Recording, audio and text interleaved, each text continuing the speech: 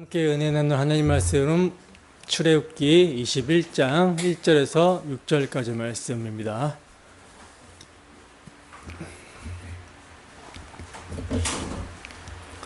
다 찾으셨으면 함께 한 목소리로 합독합니다. 시작. 내가 백성 앞에 세울 법규는 이러하니라. 내가 히브리 종을 사면 그는 6해 동안 섬길 것이요 7째 해에는 몸값을 물지 않고 나가 자유인이 될 것이며, 만일 그가 단신으로 왔으면 단신으로 나갈 것이요 장가 들었으면 그의 아내도 그와 함께 나가려니와, 만일 상전이 그에게 아내를 주어 그의 아내가 아들이나 딸을 낳았으면 그의 아내와 그의 자식들은 상전에게 속할 것이요 그는 단신으로 나갈 것이로되, 만일 종이 분명히 말하기를 내가 상전과 내 처자를 사랑하니 나가서 자유인이 되지 않겠노라 하면, 상전이 그를 데리고 재판장에게로 갈 것이요 또 그를 문이나 문설주 앞으로 데리고 가서 그것에다가 송곳으로 그의 귀를 뚫을 것이라. 그는 종신토록 그 상전을 섬기리라. 아멘. 남종의 법규에 담긴 복음, 남종의 법규에 담긴 복음이라는 제목으로 하나님 말씀 증거하도록 하겠습니다. 계속해서 말씀을 드리지만 이스라엘 백성들은요, 애굽에 종되었던 곳에서 유월절 어린 양의 피로 하나님이 구속해 내셔서 자기 백성 삼은 자들입니다. 이미 하나님의 소유, 하나님에 대하여 제사장 나라, 그리고 거룩한 백성이 되게 하신 자들이에요. 그런데 하나님은 그런 그들에게 내 언약을 지키면 내 소유, 내 나라, 내 백성이 될 것이다 라고 말씀을 하셨죠. 그 의도가 무엇이었습니까? 이미 자기 백성 된 자에게 이렇게 말씀하시는 의도가 무엇이었죠? 이스라엘의 조상들에게 세워주신 메시아 언약으로 말미암아 그들을 애굽의 압제에서 유월절 어린 양의 피로 구속하여 당신의 백성 삼으신 당신의 은혜와 사랑을, 하나님의 은혜와 사랑을 기억하라고, 그리고 그 피를 믿음으로 하나님 백성답게 살아라, 받은 은혜와 사랑을 나타내며 살라는 것이죠. 그래서 하라 하지 말라라고 하는 언약의 내용이 613가지나 되어도 이것을 요약하잖아요. 그러면 우리가 20장에서 살펴본 십계명이고요, 그 십계명은 탐내지 말라고 하신 마음의 법이라고 말씀을 드렸잖아요. 그래서 결국은 하나님 사랑, 이웃 사랑, 사랑이라고 하는 한 가지 계명인데, 그 사랑이 예수 그리스도의 십자가를 상징하는 유월절 어린 양의 피 흘리심으로 성취가 되어 이스라엘 백성들이 구원함을 받아 하나님의 백성이 됩니다. 그러니 그 은혜와 사랑을 잊지 말고 그 피를 믿는 믿음 안에서 사랑하는 자가 된 하나님의 백성답게 사랑을 나타내며 살라는 거예요. 이게 언약을 주신 하나님의 의도입니다. 그러나 이스라엘은 내 언약을 지키라는 하나님의 의도를 제대로 알아듣습니까? 알아듣지 못합니까? 알아듣지 못하고 오해를 하죠. 오해를 해서 유월절 어린 양의 피를 믿는 믿음 안에 우리가 있겠습니다 라고 한 것이 아니라, 하나님 명령만 하세요, 우리가 다 준행해 보겠습니다 하고 자기 행위를 의지해서 언약을 지켜보려고 했던 거예요. 그런데 이렇게 하나님이 마련해 주신 유월절 어린 양의 속죄의 피가 아니라, 그 피를 의지해서 하나님께 나아가는 것이 아니라 자기 행위를 의지해서 나아가게 되면 어떻게 돼요? 심판을 받을 수밖에 없죠. 그래서 하나님께서는 산의 경계를 치라 하시고 아무도 그 경계를 넘어오지 못하게 하셨으며, 언약의 내용, 십계명을 말씀하실 때도 두렵고 떨리는 우레와 번개와 나팔 소리와 연기를 나타내심으로써 하나님의 공의 앞에서 율법의 행위, 자기의 행위로는 의롭다함을 얻을 육체가 없다라는 것을 보이셨어요.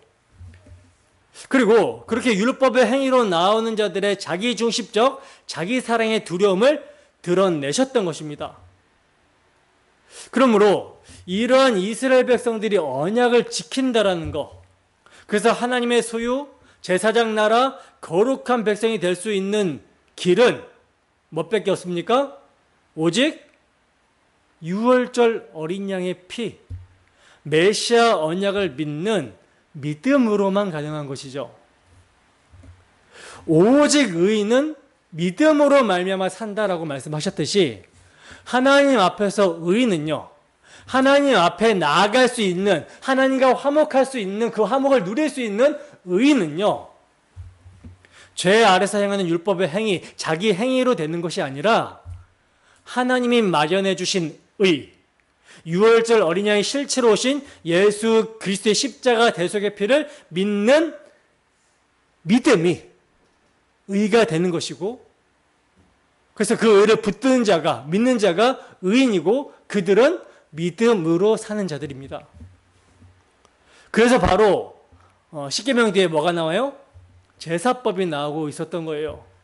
하나님의 언약을 지키는 거, 십계명, 하나님의 사랑, 이웃사랑, 사랑의 요구가 어떻게 성취가 되는가? 십계명이 가리키는 사랑 자체이신 예수 그리스도께서 당신의 그 크신 사랑을 번제단에서 희생제물이 피 흘리는 것과 같이 십자가에서 대속의 피를 흘리심으로 성취가 되는 것입니다. 아버지와 죄인인 우리를 사랑하심으로 십자가의 화목제물로 흘리신 그리스도의 피가 사랑하라고 하는 아버지의 요구에 순종하지 못하는 불의한 죄인, 우리가 받아야 되는 죄의 삭신 사망, 아버지의 공의를 만족시킴으로써 성취가 되는 거예요. 그래서 예수님을 뭐라고 합니까? 예수님을 하나님의 공의이심과 동시에 하나님의 사랑이라고 하는 거예요. 따라서 이스라엘 백성들은요, 제사법을 통해서 하나님의 애굽 사람들과 똑같이 불의한 죄인인 우리, 사랑하지 못하는 죄인인 자신들을 어떻게 사랑하셨는지, 유월절 어린 양의 피를 기억하고 믿음으로 언약의 내용인 십계명을 지키게 된 자들로서 그 십계명의 사랑을 나타내며 살아야 했던 것입니다. 그리고 이제 제사법으로 연결이 된 그 십계명의 사랑을 믿음으로 어떻게 나타내야 하는지 그 시행 세칙이 오늘 본문부터 계속되는 법규로 말씀이 되어지고 있는 거예요. 그래서 오늘 본문의 법규는 제일 처음 나오는 법규는 종에 관한 법규인데, 어린 양의 피를 믿는 믿음 안에서 사랑하게 된 하나님의 백성들이 그 사랑을 종과 상전의 관계에서 어떻게 나타내야 하는지 이것을 말씀하고 있는데, 이 점을 우리가 오늘 좀 자세히 살펴보도록 하겠습니다. 여기에는 웅숭 깊은 복음이 담겨져 있기 때문에 이를 통해서 정말 복음을 발견하시게 된다면 마음이 뜨거워지는 그런 역사가 있을 줄로 믿습니다. 본문 1절에서 2절 말씀 보겠습니다. 함께 했습니다. 시작. 내가 백성 앞에 세울 법규는 이러하니라. 내가 히브리 종을 사면 그는 6해 동안 섬길 것이요 7째 해에는 몸값을 물지 않고 나가 자유인이 될 것이며. 아멘. 자, 보시면 하나님께서는요, 모세에게 백성 앞에 백성 앞에 세울 법규를 말씀을 하시는데, 가장 우선적으로 너희가 히브리 종을 사면이라고 말씀하신 대로 종에 대한 법규를, 남종에 대한 법규를 말씀하시고 있어요. 왜 가장 우선적으로 종에 대한 법규를 말씀하고 있는 걸까요? 사실 종에 대한 이러한 법규는 우리가 성경을 볼 때 굉장히 낯설죠. 왜냐하면 오늘날 우리에게는 종의 제도와 같은 그런 법이 있는 사회에서 살지 않고 있기 때문입니다. 그러나 그럼에도 불구하고 본문의 말씀은 하나님의 감동으로 기록이 된 하나님의 말씀으로서 교훈과 책망과 바르게 함과 의로 교육하기에 유익하여 하나님의 사람으로 온전하게 하며 모든 선한 일을 행할 능력을 갖추게 하는 하나님의 말씀이라는 거예요. 그래서 물론 하나님께서 율법을 주신 1차적 목적은 이스라엘 백성들로 하여금 하나님 백성답게 살아가게 하기 위해서 주신 것입니다. 그래서 사도행전에 보면 베드로가 주님을 십자가에 못 박은 로마 군병들을 가리켜서 뭐라고 말하냐면 법 없는 자리라고 하거든요. 법 없는 자들. 근데 진짜 로마에 법이 없었습니까? 로마 법은요, 세상에서 굉장히 유명한 법입니다. 근데 유대인들 관점에서는 로마가 법이 있는 나라이더라도 그들은 법 없는 자들이에요. 이방인에 불과한다라는 거죠. 법이 없는. 왜냐하면 하나님이 주신 율법이 그들에게 없었기 때문입니다. 자신들만 율법을 받았다라는 거죠. 그래서 이처럼 유대인들은 하나님의 법이 자신들에게만 주어졌다라는 것에 대해서 엄청난 특권 의식을 가지고 있었어요. 그렇다면 우리도 법 없는 자가 되지 않으려면 율법이 말하고 있는 이러한 법규를 지켜야 되는가? 지켜야 됩니까? 아니죠. 왜냐하면 율법을 주신 목적은 단순히 그 율법의 조문대로 행하라고 주신 것이 아니라 율법의 진리를 천하 만민에게 계시하시기 위해서 주신 것이기 때문이에요. 그래서 이스라엘 백성들을 제사장 나라로 삼은 것입니다. 따라서 우리는 이 법규에 담긴 의미가 무엇인지를 아는 것이 중요하다는 거죠. 그렇다면 이 종의 법규에 담긴 의미가 무엇인가? 십계명과 제사법과 마찬가지로 여기에도요, 사랑이라는 것이 담겨 있어요. 그러나 또 무턱대고로 하나님과 이웃을 사랑해 봐라, 사랑해 보라고 주신 것은 아니죠. 인간은 그럴 능력이 전혀 없습니다. 하나님께서는 종의 법규를 통해서 하나님이 사탄의 종이요 죄의 종이었던 우리를 어떻게 사랑하셨는지를 보여주고 계신다라는 것을 우리는 알아야 되는 거예요. 바로 그 사랑을 발견하고 그 사랑을 알고 믿음으로 그 사랑 안에 있게 된 자들에게서 우리 안에 그리스도가 사신다라고 말씀하고 있듯이 사랑이 나타나게 되는 것입니다. 그러니까 결론적으로 말씀드리면 이 법규는 우리들을 그리스도께로 인도하는 초등 교사로서 작용하고 있다는 거예요.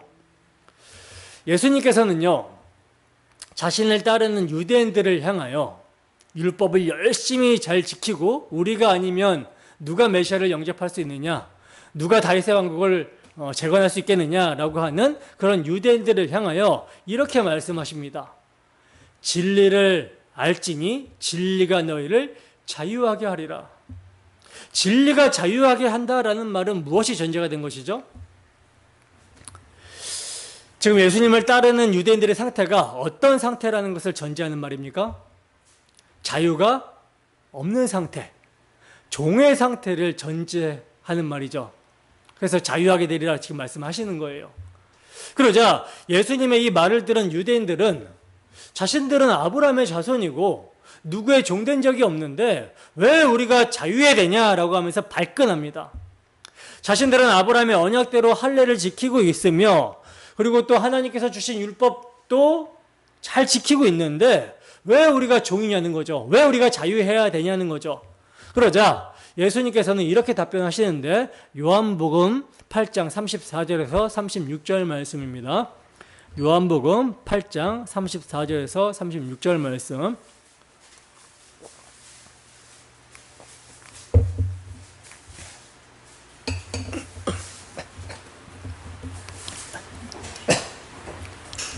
자, 함께 했습니다. 시작.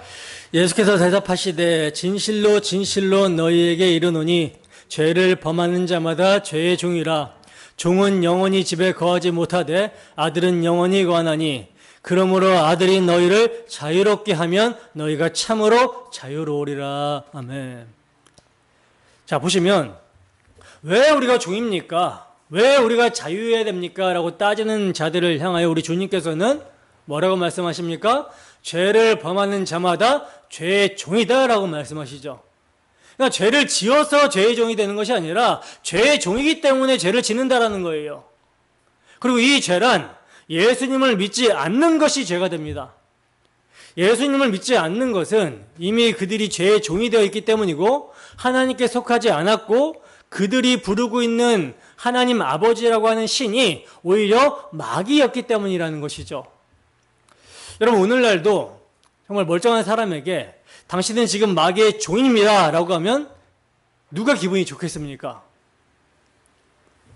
예수를 믿지 않는 자들은 다 공중거세 잡은 자 마귀 사탄의 종이 되어 육체와 마음에 원하는 것을 하여 본질상 진노의 자녀임에도 불구하고 그것이 사실임에도 불구하고 그렇게 말하면 굉장히 기분 나빠하면서 자신은 종이 아니라고 손사래를 칠 것입니다. 근데 지금 예수님은요, 혈통적으로 아브라함의 자손이며 종된 적이 없다고 하는 자들에게 너희가 죄의 종이다라고 하시면서 아들이 자유롭게 해줘야지만 자유를 얻는다라고 하시는 거예요. 너무나 독단적인 이런 예수님의 말씀을 과연 누가 믿을 수 있겠습니까? 그래서 오히려 예수님에게 뭐라고 말합니까? 그들이 너 당신이 귀신 들렸다. 귀신 들리지 않았으면 어떻게 우리에게 이런 말을 하냐? 라고 하는 것이죠. 그러므로 이렇게 마귀의 종이 되어 있는 자들에게 진리이신 아들이 자유를 줘야 되는 것입니다. 자유를 주지 않으면 이러한 상태에 있을 수밖에 없어요. 바로 아들이 자유를 주시는 것을 보이시려고 하나님은요, 이스라엘 백성들로 종이 되게 하시고 해방시켜 주신 것입니다. 창세기 15장에서 하나님이 아브라함에게 언약하시면서 아브라함에게 뭐라고 말씀하십니까? 너는 반드시 알라. 내 자손이 이방에 객이 되어 그들을 섬기겠고 그들은 430년 동안 내 자손을 괴롭힐 것이다 라고 그러죠. 그러나 내 자손을 종으로 삼은 그 나라에 내가 벌을 주리니 내 자손은 많은 재산을 가지고 그 나라에서 나오게 될 것이다 라고 말씀을 하십니다. 여러분, 왜 하나님은 아브라함에게 너의 후손이 다른 나라에서 4대에 걸쳐 나그네가 되었다가 돌아와야 된다라는 이런 말씀을 하시는 것입니까? 왜 그대로 가나안에서 살게 하지 아니하시고 이렇게 하시는 거죠? 그것은요, 종에서 자유를 얻어 나오는 것이 무엇인지를 온 이스라엘로 하여금 알게 하시고 또 신약을 사는 우리들에게도 하나님의 구원이 어떤 것인지, 죄의 종에서 자유하게 하는 것이 어떤 것인지를 보여주시는 계시라는 거예요. 그래서 야곱의 때에 전 세계에 기근이 들게 하심으로 야곱의 자손들을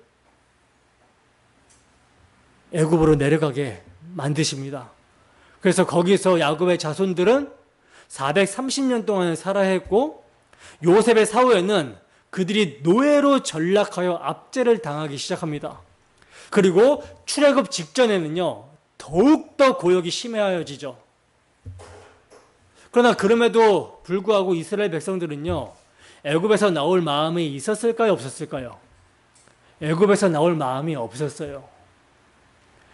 그들에게 고난이 가중될 때 그들이 언약의 하나님을 찾고 부르짖었던 것은요, 그 고난만 제거가 되면, 그 고난만 없어지면 살 수 있는 줄 알았기 때문입니다. 근데 하나님은 어떻게 하시죠? 그들의 부르짖음을 들으시고 언약을 기억하셔서 애굽에서 그들을 출애굽시켜 버리시죠. 그 과정에 10가지 재앙을 애굽에 부어버리시자 애굽 사람들이 10번째 재앙인 장자의 죽음 때에 이스라엘 백성들에게 질려버려요. 항복을 합니다. 그래서 은근 폐물을 줘가면서 제발 좀 나가달라고 부탁해서 내보내게 됩니다. 이스라엘 백성들이 나오고 싶어서 나온 출애굽이 아니라는 거예요. 언약에 신실하신 여호와 하나님께서 자기 언약을 신실하게 이루어내심으로 출애굽이 일어나게 된 것입니다. 그래서 이스라엘 백성들은 종에서 자유를 얻어 나오는 것이 어떤 것인지를 목격하고 경험하게 되었던 거라는 것이죠. 마지막 재앙 때에 이스라엘의 장남이나 짐승의 처음 난 수컷이 살아남게 된 것은 오직 유월절 어린 양의 피를 바르고 살아남은 것입니다. 그래서 이것이 정말 출애굽의 가장 중요한 초점이자 핵심이에요. 애굽에서 노예로 있었던 자들이 자기가 잘나서 자유를 얻은 것이 아니라 어린 양의 피의 능력으로 하나님의 진노 중에 살아남았고 출애굽이 일어나서 자유를 얻게 되었다라는 것이죠. 그러므로 이스라엘 백성들은요, 유월절 어린 양의 피로 자신들이 자유하게 되었다라는 것을 잊어서는 결코 안 되었고, 그래서 이러한 자유를 늘 기억해야 하는 장치로 가장 먼저 히브리인의 종에 대한 법규를 주시고 있는 거예요. 십계명을 주시기 전에도 뭐라고 말씀하셨습니까? 십계명을 주시기 전에도 애굽에서 너희를 출애굽한 하나님이라는 것을 상기시켜 줬잖아요. 나는 너를 애굽 땅 종되었던 집에서 인도하여 낸 너희 하나님 여호와라 하고 십계명의 서문에 그들의 정체성을 말씀해 주시고 있었어요. 그러니까 이스라엘이 어떻게 하나님의 백성이 되었고 하나님은 어떻게 그들의 하나님이 되었는지를 잊지 말라고 상기시켜 주면서 십계명을 주셨습니다. 여러분, 이스라엘이 어떻게 하나님의 백성이 되고 하나님은 어떻게 이스라엘의 하나님이 되셨습니까? 유월절 어린 양의 희생의 피로 그렇게 되었어요. 애굽에 내려진 마지막 재앙, 장자의 죽음 재앙 때 애굽의 장자들은 싹 다 죽게 되었고, 그래서 애굽의 전역에 곡소리가 나게 되었었는데 이스라엘 백성들은 그 애굽 사람들보다 뭔가 선하거나 착하거나 뭔 자격이나 공로가 있어서가 아니라 애굽 사람들과 똑같이 죄인이고 죽어야 되는 자들인데 하나님께서는 그들의 조상들에게 세워주신 메시아 언약으로 말미암아 유월절 어린 양을 이스라엘을 대신할 대속제물로 주신 것입니다. 살 방도로 주신 거예요. 그래서 그 어린 양을 이스라엘 대신 심판하여 죽이시고 그 피를 바른 이스라엘 백성들이 구속함을 받게 된 거라는 거죠. 그리고 뿐만 아니라 그 피로 구속함을 받게 된 것뿐만 아니라 하나님의 백성으로 삼아 주셨다는 거예요. 그럼 보세요. 이스라엘 백성들이 애굽에서 해방되어 하나님의 백성이 된 것이 그들의 행함으로 된 것입니까? 아니면 하나님의 은혜로 된 것입니까? 다시 말해서 율법의 조문을 지키는 그들의 행위로 된 것입니까? 아니면 오직 은혜이며 복음입니까? 오직 은혜이며 복음인 것이죠. 그러므로 이스라엘이 애굽의 종되었던 곳에서 유월절 어린 양의 피로 구속함을 받아 하나님의 백성이 된 것도 오직 은혜이며, 십계명이라는 하나님의 율법이 그들에게 주어진 것도 그들의 행위로 하나님의 백성 되봐라, 하나님의 백성으로 유지되봐라 주신 것이 아니라 너희가 받은 은혜와 그 대속의 사랑을 잊지 말고 오직 오실 메시아 그분을 바라보며 긍휼함을 받은 백성답게 살라고 주어졌던 거예요. 그러니까 은혜로 주어졌다는 거라는 것이죠. 그리고 나서 이어지는 종의 법규도 마찬가지라는 거예요. 이어지는 종의 법규를 통해서도요, 너희는 모두 애굽의 종이었는데 오직 은혜로 유월절 어린 양의 희생의 피로 자유하게 되었다.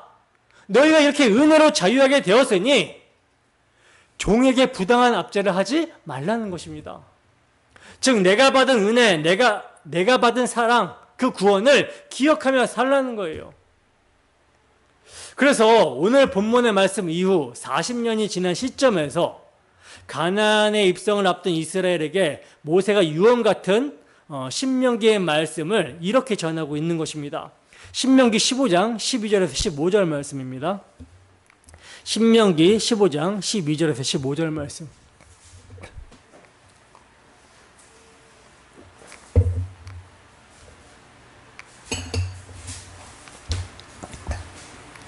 자, 함께 읽습니다. 시작. 내 동족 히브리인 남자나 히브리 여자가 내게 팔렸다 하자. 만일 엿새 해 동안 너를 섬겼거든 일곱째 해에 너는 그를 놓아 자유롭게 할 것이요. 그를 놓아 자유하게 할 때에는 빈손으로 가게 하지 말고 내 양무리 중에서와 타작마당에서와 포도주 틀에서 그에게 후히 줄지니 곧 내 하나님 여호와께서 내게 복을 주신 대로 그에게 줄지니라. 너는 애굽 땅에서 종되었던 것과 내 하나님 여호와께서 너를 속량하셨음을 기억하라. 그것으로 말미암아 내가 오늘 이같이 내게 명령하노라. 아멘. 보세요. 지금 출애굽기보다 조금 더 상세한 말씀이 나오고 있죠. 시내산 언약이 약 40년 후에 모압에서 갱신되면서 더욱 구체화되고 있는데 여기서 지금 어떤 말씀이 첨가가 되고 있습니까? 15절에 보시면 일곱째 해에 종에게 자유를 주는 이유가 첨가가 되었는데 애굽에서 종되었던 너희를 내 하나님 여호와께서 속량하셨음을 기억하게 하기 위함이라고 말씀을 하고 있어요. 기억하게 하기 위함.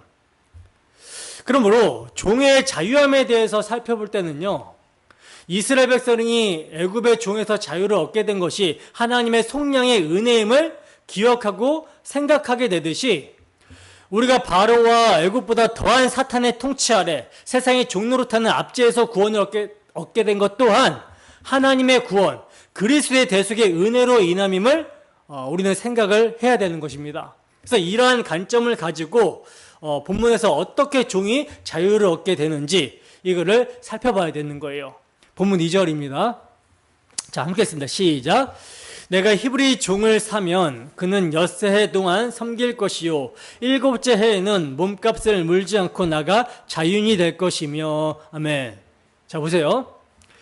히브리 종을 사면 그는 6해 동안 6년간은 섬길 것이지만 일곱째에는 어떻게 한다라고 합니까? 몸값을 물지 않고 나가서 자유인이 될 수 있다라고 그러죠. 여기서 우리가 먼저 생각해야 되는 것은요, 본래 이스라엘 백성들에게는 종과 상전의 관계가 존재하지 않는다라는 거예요. 왜냐하면 말씀드렸다시피 모든 이스라엘 백성들이 애굽에서 종의 신분이었다가 자유를 얻었기 때문입니다. 그리고 이들이 약속의 땅에 들어온 것도요, 하나님의 은혜로 들어왔고요, 약속의 땅에서 땅을 분배받는 것도요, 하나님의 은혜로 제비뽑기에서 분배를 받았어요. 누가 더 잘나서 어떤 공로가 있어서 그렇게 주어진 게 아니라 하나님의 은혜로 공평하게 분배를 한 것입니다. 온전히 하나님의 은혜로 주어진 땅이며 제비뽑기를 해가지고 기업으로 주어졌기 때문에 기업에 의해 많고 적음, 높고 낮음으로 차별할 수 없는 것이 이스라엘 백성들이었다는 거예요. 그런데 왜 이러한 종의 법규가 주어지고 있느냐? 그럼에도 살다 보면 여러 가지 어려운 상황을 겪을 수가 있잖아요.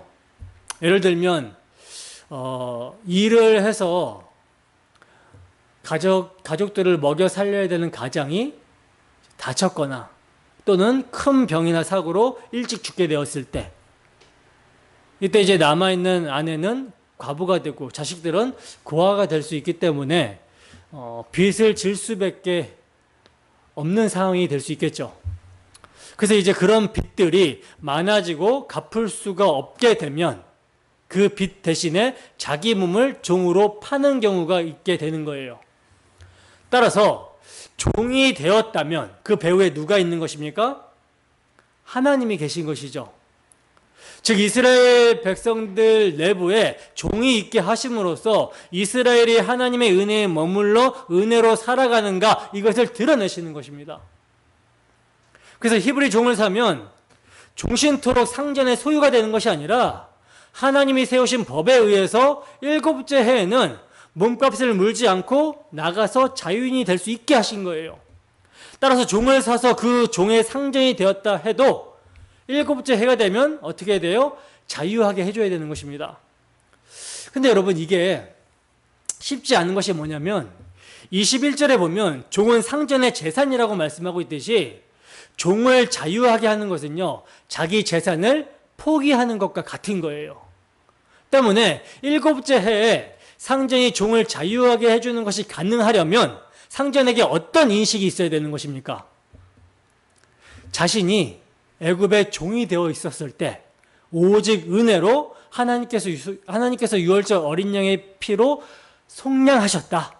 그래서 우리를 자유하게 하셨다라고 하는 이러한 인식이 있어야 되는 것이죠. 그래서 자기 소유의 모든 것이 다 하나님의 은혜로 주어진 것이며, 따라서 하나님의 인자가 생명보다 귀하다라는 인식이 있어야 하나님의 말씀대로 일곱째 해에 종을 자유하게 해줄 수 있는 거예요. 그런데 이런 인식이 없으면 하나님의 법을 무시하겠죠. 그래서 종을 계속 붙들어 둘 수밖에 없는 거예요. 다 갚을 때까지 너 못 나간다, 이렇게 할 수밖에 없는 것이죠. 그러나 상전이 자신이 애굽에서 종되었던 곳에서 하나님의 은혜로 해방된 것과 자신의 기업도 하나님으로부터 은혜로 주어진 것임을 인식하게 된다면 히브리 종을 사서 자기 소유가 된다고 해도 그 기간은 6년뿐임을 잊지 않을 것입니다. 즉 지금은 자기 종이고 재산이라고 해도 7년이 되면 자신의 손에서 벗어난다라는 인식이 있는 것이 어린 양의 피를 믿는 믿음으로 자신이 받은 은혜와 사랑을 나타내는 상전이라는 거예요. 이를 통해서 우리가 동일하게 받는 교훈이 있죠. 어떤 교훈을 받게 됩니까?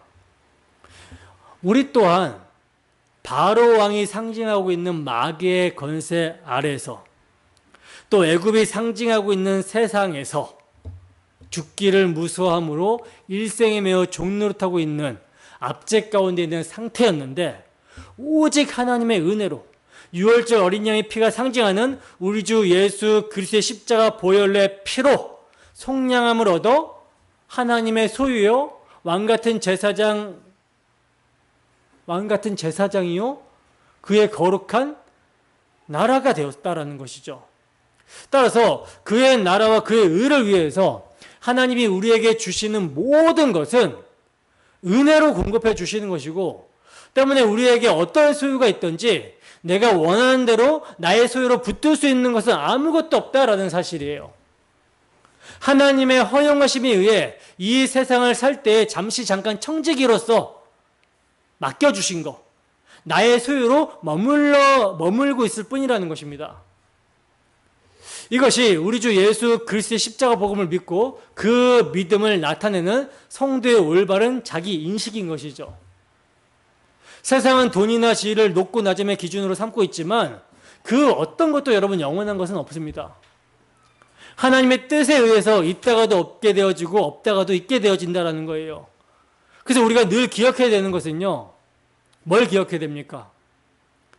우리의 진짜 기업, 참된 기업은, 영원하신 기업, 생명보다 귀한 기업은 우리 주 예수 그리스도다. 그분의 십자가 대속의 피, 그 은혜임을 인식하며 그분의 나라와 그분의 의를 위해서 우리의 몸도, 우리의 물질도, 우리의 시간도 모두 다 사용하는 것입니다. 이게 가치 있는 거예요. 이 세상도 그 정욕도 지나간다라고 성경은 말씀합니다. 그러나 오직 뭐만 남는다 그래요? 오직 하나님의 뜻을 행하는 자는 영원히 거한다라고 말씀을 하고 있어요. 이 사실을 잊지 마시기 바랍니다. 자, 그런데요, 이 종의 법규를 이스라엘 백성들이 제대로 지켰을까요? 지키지 않았을까요? 지킵니까? 안 지킵니까? 말해 뭐합니까? 지키지 않았습니다. 단 한 번도. 자, 그러면 지키지 않았다라는 것은 뭐예요? 하나님의 은혜를 속히 잊어버리고 하나님의 은혜를 모독한 것이 되는 것이죠. 그들이 애굽의 종살이에서 해방된 것은 오직 하나님의 은혜로 된 것입니다. 오직 하나님의 은혜로 애굽 사람들과 똑같이 죄인인 자들을 조상들에게 세워주신 메시아 언약을 기억하사 유월절 어린 양의 피로 속량하여 구원하여 주시고 하나님의 백성 삼아 주신 거예요. 그들이 뭔가 자격이나 공로가 있어서 약속의 땅에 들어간 것이 아닙니다. 그들이 기업을 분배받은 것도 오직 은혜로 주어진 거예요. 그들이 애굽에서 구원받은 것은 오직 하나님의 사랑과 언약으로 이루어진 일인데, 그들이 자신의 동족이 어려움을 당하여 종으로 팔렸는데 자유를 주지 않는다라는 것, 그들에게 7년째 자유를 주지 않는다라는 것은요, 이것은 이미 그들이 이방인이 되어버렸다라고 하는 증거가 됩니다. 이방인들의 세계에는 종이 재산이기 때문에 종이 많아야 부자예요. 노동력이 노예에게서 나오기 때문에 돈을 주고 노예를 많이 사들이고, 또 노예로 하여금 자녀를 생산하도록 여종을 남종에게 주어 그 자녀들까지도 노예로 삼게 합니다. 그러나 하나님이 자기 백성 삼은 이스라엘은 그렇게 하지 못하도록 하셨어요.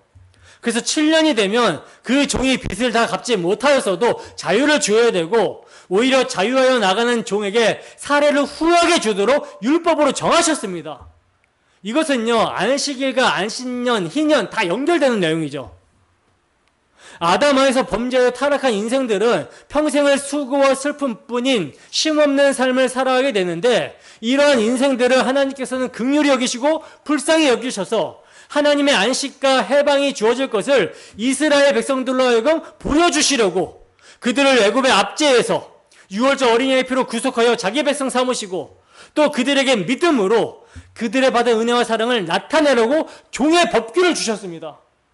그런데 하나님의 제사장 나라로서 하나님의 구원을 모형으로 보여줘야 될 이스라엘 백성들이 종에게 자유를 주지 않는 거예요. 하나님의 은혜를 모독하고 있는 것입니다. 하나님의 이름을, 하나님의 영광을 이방 나라들 가운데 더럽히고 있는 거예요. 그 결과 어떻게 됩니까? 그 결과 어떻게 되죠? 그들이 어린 양의 피를 믿는 믿음을 버린 결과, 메시아 언약, 은혜의 언약을 우상과 바꿔버린 결과 어떻게 됩니까? 그 언약대로 이스라엘 백성들이 멸망하게 됩니다. 그 멸망하기 직전의 모습을 에레미야 선지자가 이렇게 말씀을 하고 있어요. 에레미야서 34장 8절에서 22절까지 말씀입니다. 에레미야서 34장 8절에서 22절까지 말씀.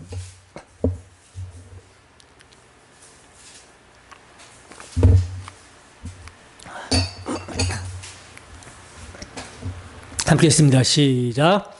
시드기야 왕이 예루살렘에 있는 모든 백성과 한 가지로 하나님 앞에서 계약을 맺고 자유를 선포한 후에 여호와께로부터 말씀이 에레미야에게 임하니라.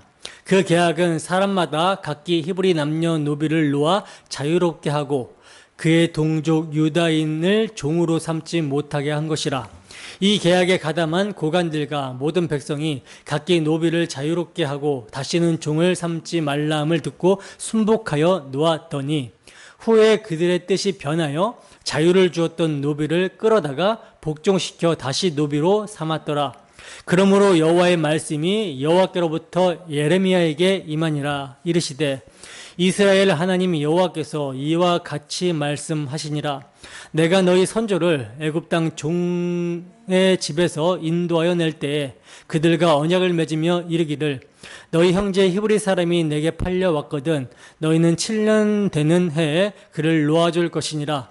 그가 6년 동안 너를 섬겼은즉 그를 놓아 자유롭게 할지니라 하였으나 너희 선조가 내게 순종하지 아니하며 귀를 기울이지도 아니하였느니라. 그러나 너희는 이제 돌이켜 내 눈앞에 바른 일을 행하여 각기 이웃에게 자유를 선포하되 내 이름으로 일컬음을 받는 집에서 내 앞에서 계약을 맺었거늘 너희가 돌이켜 내 이름을 더럽히고 각기 노아 그들의 마음대로 자유롭게 하였던 노비를 끌어다가 다시 너희에게 복종시켜 너희의 노비로 삼았도다. 그러므로 여호와께서 이와 같이 말씀하시니라. 너희가 나에게 순종하지 아니하고 각기 형제와 이웃에게 자유를 선포한 것을 실행하지 아니하였은즉 내가 너희를 대적하여 칼과 전염병과 기근에게 자유를 주리라. 여호와의 말씀이니라. 내가 너희를 세계 여러 나라 가운데 흩어지게 할 것이며 송아지를 둘로 쪼개고 그 두 조각 사이로 지나매 내 앞에 언약을 맺었으나 그 말을 실행하지 아니하여 내 계약을 어긴 그들을 곧 송아지 두 조각 사이로 지난 유다 고관들과 예루살렘 고관들과 내시들과 제사장들과 이 땅 모든 백성을 내가 그들의 원수의 손과 그들의 생명을 찾는 자의 손에 넘기리니 그들의 시체가 공중의 새와 땅의 짐승의 먹이가 될 것이며 또 내가 유다의 시드기야 왕과 그의 고관들을 그의 원수의 손과 그의 생명을 찾는 자의 손과 너희에게서 떠나간 바벨론 왕의 군대의 손에 넘기리라. 여호와의 말씀이니라. 보라, 내가 그들에게 명령하여 이 성읍에 다시 오게 하리니 그들이 이 성을 쳐서 빼앗아 불살을 것이라. 내가 유다의 성읍들을 주민이 없어 처참한 황무지가 되게 하리라. 아멘. 자, 보시면 예루살렘이 바벨론에게 멸망하기 직전에 시드기야 왕이 예루살렘의 모든 백성과 하나님 앞에서 계약을 맺습니다. 그 계약을 송아지 두 조각 사이, 즉 쪼개진 짐승 사이로 지나가면서 체결했다라고 그러죠. 계약을 어기면 이 쪼개진 짐승처럼 쪼개져 죽겠다라고 하는 맹세의 계약이에요. 그러면 그 맹세의 계약이 어떤 계약인가? 히브리 남녀노부에게 자유를 주는 것입니다. 자유를 주는 거. 오늘 본문에서 말씀하고 있는 종의 법규대로 자유를 주는 거예요. 그러니까 지금 유다가 멸망당할 위기에 처하자 일종의 회개 운동을 했던 것이죠.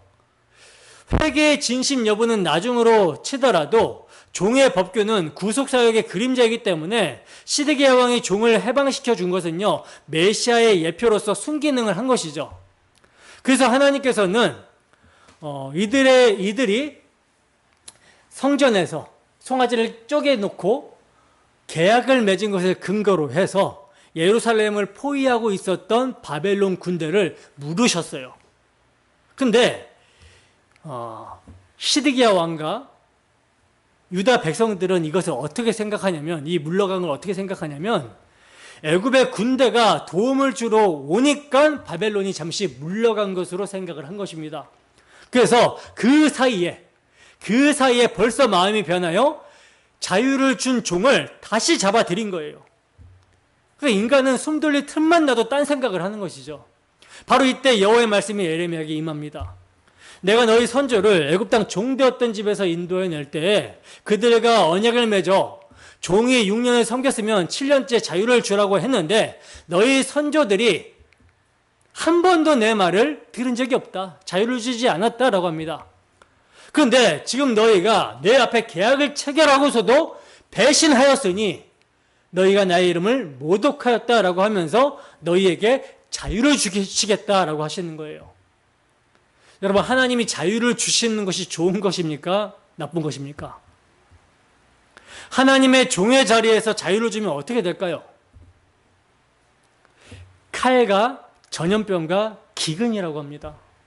칼과 전염병과 기근. 이것은 당시 예루살렘이 망하는 거거든요. 근데 이렇게 하나님의 종이 된 자리에서 자유를 주게 되면 정말 큰일 나게 되는 것이고 멸망인데, 선악과 사건이 어떤 사건이에요? 이거 따먹고 하나님처럼 돼서 내가 자유할 거야. 하나님 통제받지 않는 그런 자유자가 될 거야. 이거였잖아요. 그래서 하나님의 종이 된 자리에서 그렇게 자유를 가지게 되면 정말 큰일 나는 것이고, 먹으면 반드시 죽는다라고 했듯이 죽음인데, 멸망인데, 아담에서 선악과 따먹은 모든 인생들이 신에게서 자유하고자 한다라는 거예요. 그래서 신은 죽었다라고 소리칩니다. 더 이상 신에게 매여 살지 말라고 철학자도 말하고 과학자도 말하고 있어요. 그게 얼마나 홀가분하고 자유로운지, 신에게만 자유한다면 얼마든지 여러분들은 즐겁게 살 수 있다라고 리차드 도킨스 같은 사람은 말을 합니다.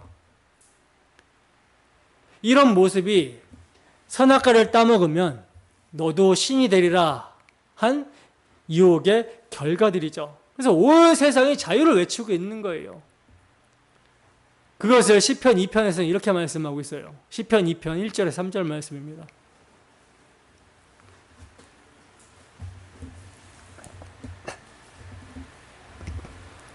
함께 읽습니다. 시작.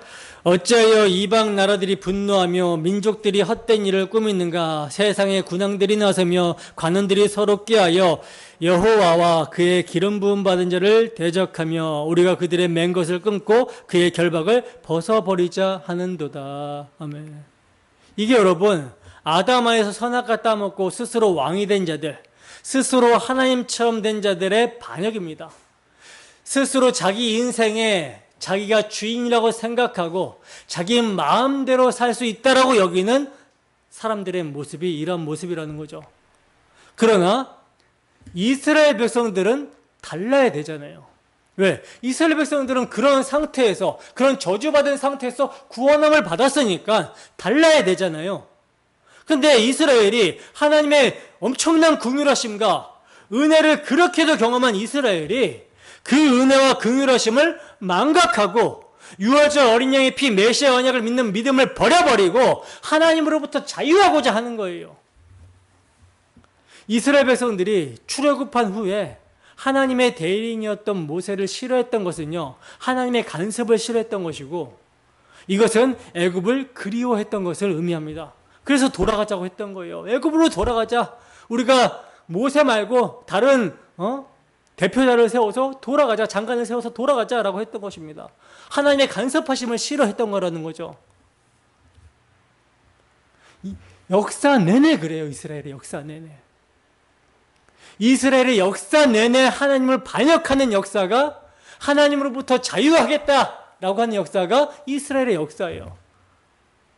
하나님은요, 그들이 하나님으로부터 자유하게 돼버리면 큰일 나니까, 멸망당하니까 그들을 돌이키게 하기 위해서 선지자들을 수없이 보냅니다. 수없이 보냈는데 선지자를 보내는 족족 핍박하고 죽이는 거예요. 그래서 에레미야 선지자는요, 내가 누구에게 말하면 누구에게 경책하여 듣게 할꼬 합니다. 이스라엘 백성들이 귀를 막고 있고 그 귀가 할례를 받지 못하여 듣지를 않는다고 하면서 여호와의 말씀을 자신들에게 욕으로 여기고 비웃고 있다라고 말씀을 하고 있어요. 여러분, 이거 어떻게 해야 됩니까? 이거 어떻게 해야 되는 거예요?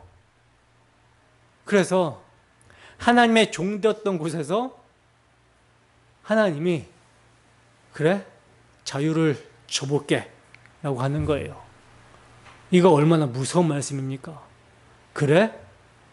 너희 마음대로 한번 살아봐라 하고 자유를 주신다고 하는데, 그 자유가 뭐래요? 내가 너희를 대적하여 칼과 전염병과 기근에게 자유를 주시겠다라고 하는 거예요. 오늘날 우리가 참으로 경계해야 되는 말씀인 것이죠. 여러분, 우리가 악한 세대로부터 건짐을 받았다라는 것은요, 우리가 악한 세대로부터 건짐을 받았다라는 것은 세상의 유혹, 육체의 정욕, 죄로부터의 자유를 말합니다. 죄에서 자유함을 얻었다라는 것은 죄 없으신 그리스도의 품에 안겼다라는 것이고, 이제 죄된 나의 육체를 섬기는 것이 아니라 죄 없으신 그리스도의 몸이 되어 하나님을 섬기게 되었다라는 것을 의미하는 거예요. 즉 하나님의 종이 되었다라는 것이죠. 근데 그럼에도 불구하고 얼마나 많은 교인들이 하나님으로부터 자유를 원하고 있습니까? 하나님이 그들의 소원대로 하나님으로부터 자유하게 해주시면 여러분 어떻게 되는지 아십니까? 바벨론 포로로 끌려가게 되는 거예요. 근데 그렇게 끌려가서도 돌이키는 은혜가 임하지 않으면 어떻게 된다라고 그래요? 못 들어와요. 남은 자만 돌아오잖아요.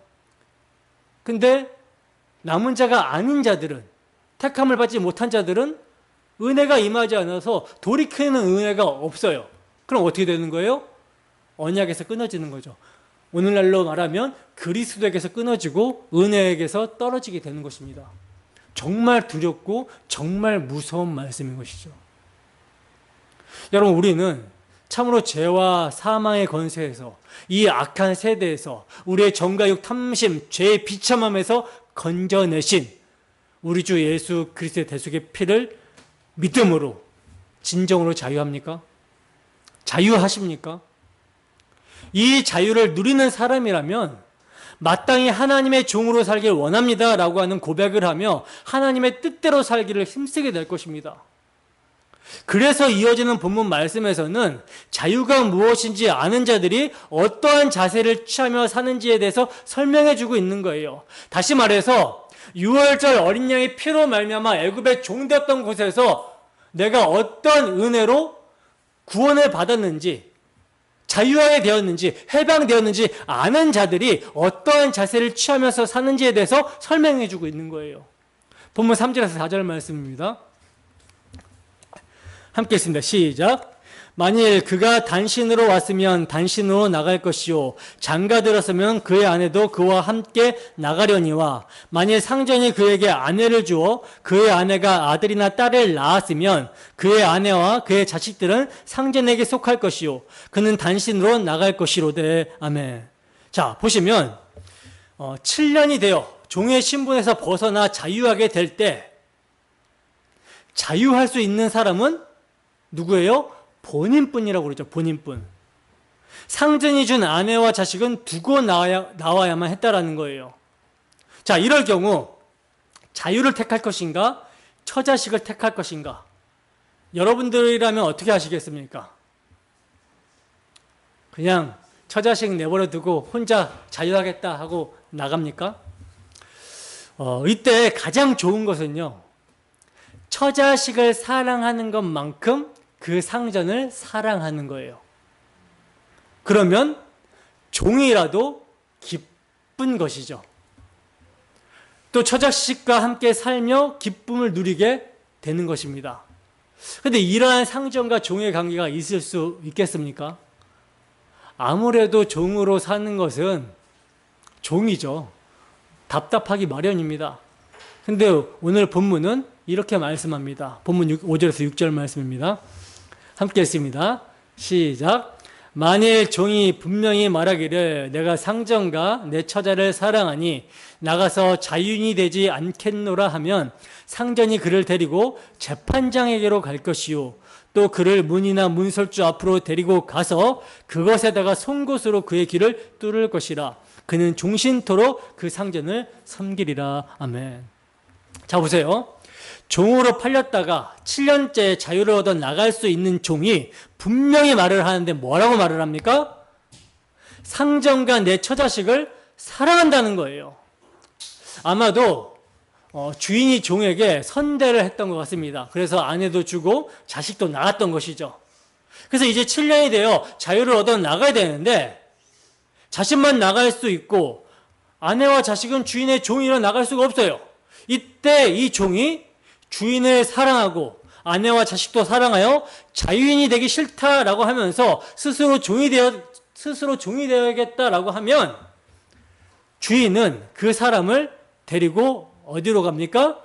재판장에게 가라고 그러죠. 여기서 재판장이라고 된 말이요, 하나님으로 번역이 됩니다. 그러니까 하나님을 재판장으로 번역을 한 거예요. 그러니까 하나님 앞에서 그 사람을 문이나 문설주에 세우고서 귀를 뚫어버리라고 말씀을 하고 있어요. 귀를 뚫어버린다라는 것은 평생 주인의 노예로 살겠다라고 하는 표시거든요. 근데 어디다 귀를 뚫습니까? 문설주에다가 뚫으려고 그러죠. 문설주 하면 여러분 뭐가 생각납니까? 애굽에서 장자의 재앙 때 양의 피를 뿌림으로 죽음에서 건짐을 받은 사건을 생각나게 합니다. 즉 애굽에 압제받은 종되었던 곳에서 오직 하나님의 은혜와 사랑, 유월절 어린이의 피로 속량함을 받아 하나님의 종, 하나님의 자녀, 하나님의 백성이 되었듯이 주인이 베푸신 은혜와 사랑으로 인한 영원한 종이 되었겠다라고 하는 거예요. 여러분, 이 종이 노예입니까? 아니면 자유자입니까? 사랑의 종은 종이 아니라 아들이며 자유자이며 기쁨입니다. 근데 이스라엘의 역사를 통틀어서 이스라엘 백성들은요, 이러한 자유를 종들에게 준 적도 없고요, 또 자발적으로 주인을 사랑해서 스스로 길을 뚫어 종신토록 주인의 종이 된 자가 없어요. 그런 기록이 없습니다. 그러므로 이 말씀은 우리 주 예수 그리스도께서 이루실 말씀이 되는 것이죠. 빌립보서 2장 5절에서 8절 말씀입니다. 빌립보서 2장 5절에서 8절 말씀.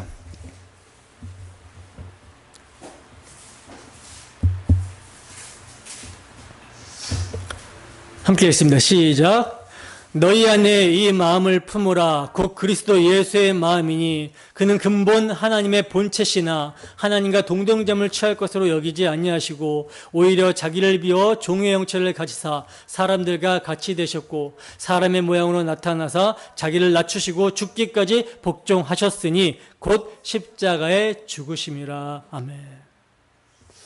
여러분, 우리 예수님은요, 주인이십니다.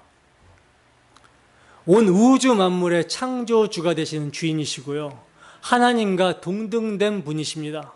근데 그 주님께서 자기 영광을 버리시고 자기 영광의 자리를 버리시고 오히려 자기를 비워 스스로 종의 형체를 가지사 사람들과 같이 되셨고 사람의 모양으로 나타나 자기를 낮추시고 죽기까지 복종하셨어요.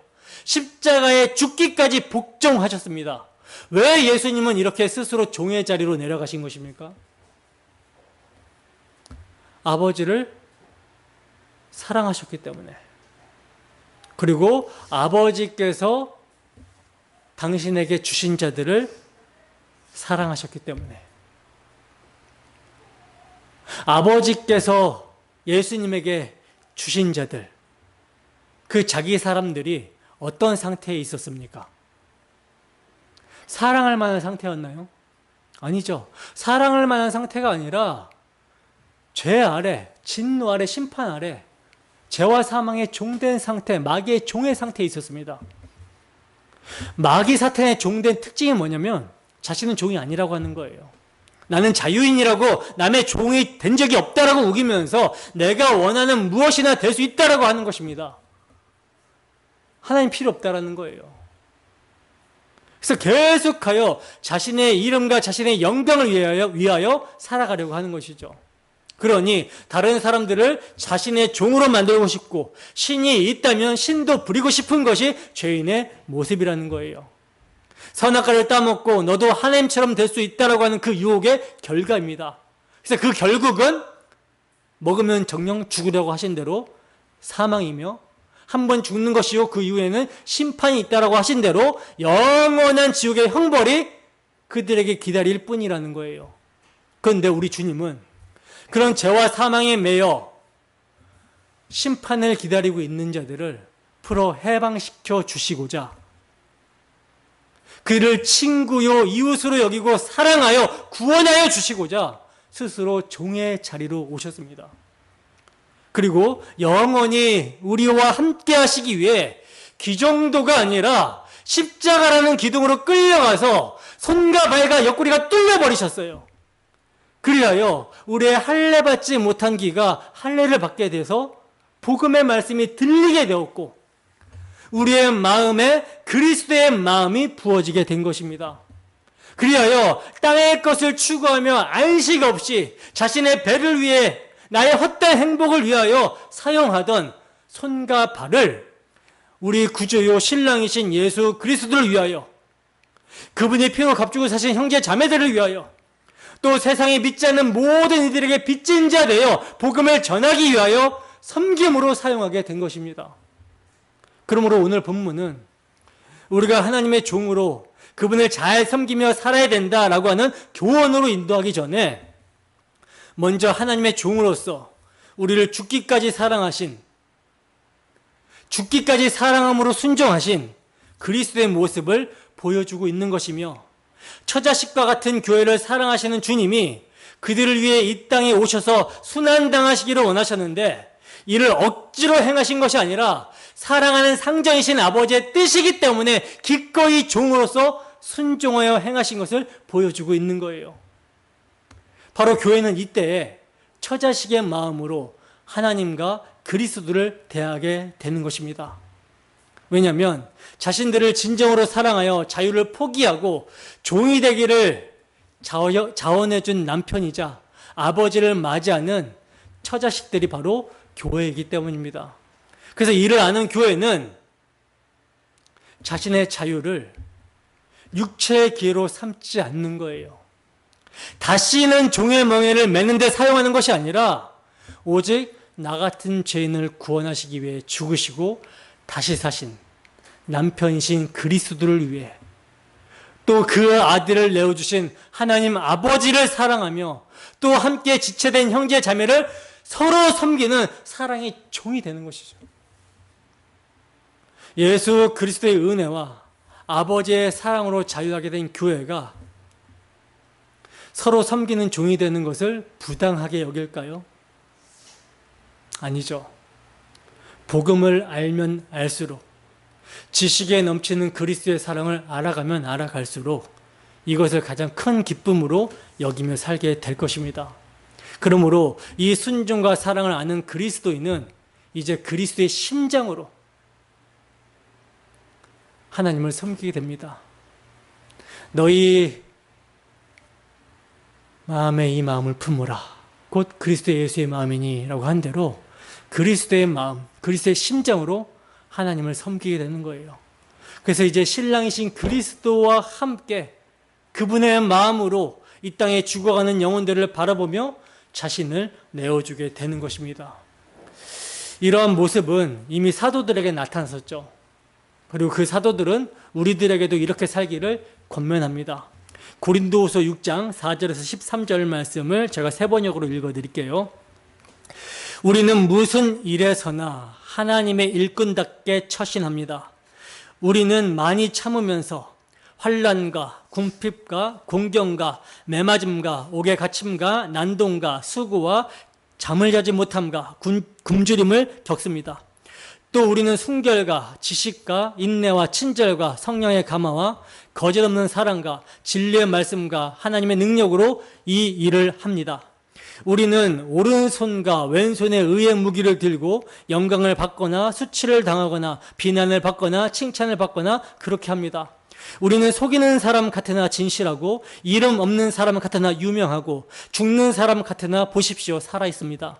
징벌을 받는 사람 같으나 죽임을 당하는 데까지 이르지 않고 근심하는 사람 같으나 항상 기뻐하고 가난한 사람 같으나 많은 사람을 부유하게 하고 아무것도 가지지 않은 사람 같으나 모든 것을 가진 사람입니다. 고린도 사람 여러분, 우리는 여러분에게 숨김없이 말하였습니다. 우리는 마음을 넓혀 놓았습니다. 우리가 여러분들을 옹졸하게 만드는 것이 아니라 여러분의 마음이 옹졸한 것입니다. 나는 자녀들을 타이르듯이 말합니다. 보답하는 셈으로 여러분도 마음을 넓히십시오. 사도의 겉면이 우리에게 좀 와 닿습니까? 우리의 모습이 정말 주님 닮은 하나님의 종의 모습으로 섬기며 더 낮아져서 하나님께서 높여주시는 삶이 되기를 원합니다. 고린도후서 4장 5절 말씀을 보면 우리는 우리를 전파하는 것이 아니라 오직 그리스도 예수의 주 되신 것과 또 예수를 위하여 우리가 너의 종된 것을 전파함이라 하고 말씀하고 있어요. 사랑의 종이 된 자들은 더 이상 이를 속박이라고 하지 않고 자유함으로 여기게 되고요. 자신들이 하나님의 종이라는 사실을 무엇보다도 감사하며 살게 됩니다. 하나님이 기뻐하시는 것을 기뻐하고 하나님이 싫어하시는 것을 싫어하는 거예요. 그게 내게 동의가 되지 않더라도 그것을 인정하고 따라가는 태도를 보이게 되는 것입니다. 그러므로 여러분, 세상에 대하여 귀를 뚫린 종이 아니라 오직 하나님께로 나아가 귀뚫림을 받는 종이 되기를 소원합니다. 그리하여 죄의 종에서 해방된 그리스도인의 모습이 우리 모두에게 나타나는 하나님의 은혜가 있기를 주님의 이름으로 축원합니다. 기도하겠습니다.